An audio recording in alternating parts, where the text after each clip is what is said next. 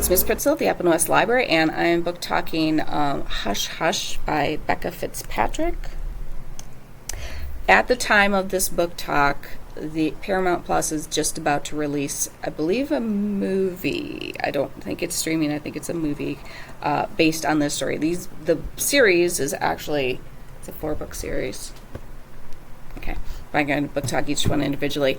Is what we would call romantic fantasy, but the magical part of it is angels, which in the technical terms would be either supernatural or paranormal, but whatever.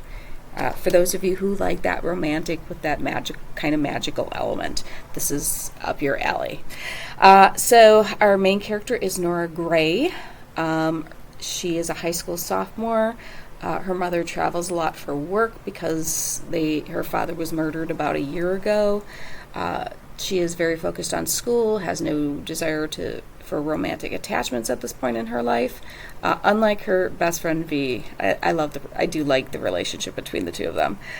So they are her and her friend are lab partners, but then all of a sudden in April, the coach who teaches biology decides we're going to switch partners. So she ends up with Patch. I know his name is Patch, like a cabbage patch. Okay. But he ends up her partner. He is this dark, brooding, handsome boy. Yeah, that she can't help. She doesn't like him, but then she can't help falling for him either. But strange things are also happening to Nora. Like, for example, she's driving home one night and somebody jumps in front of her car and she hits the person. The person hits the windshield. But then the person gets up and smashes her windshield and dents her door, and she freaks out. She gets away.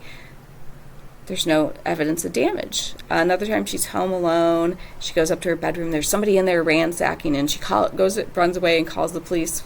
Well, then there's no evidence that anybody was in her room. So the police think she is totally loony, which is not a good thing.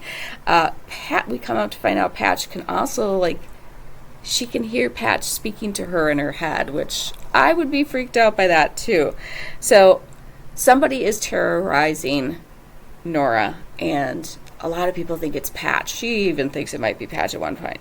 There is more than one bad guy in this, I'm going to say. This is really for people who enjoy romantic fantasies. I'm going to be honest, I felt Nora was a little bit of a drama queen.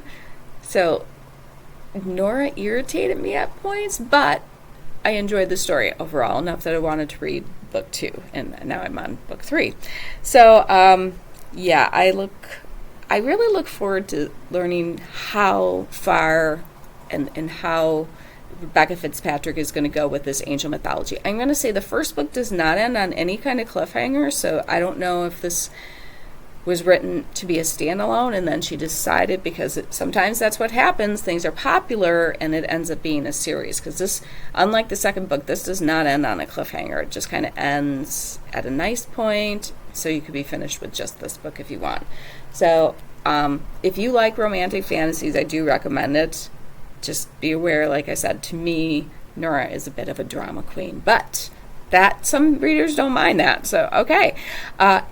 If you don't care for the romantic fantasies, I will help you find something else. Otherwise, have a fantastic day and keep on reading.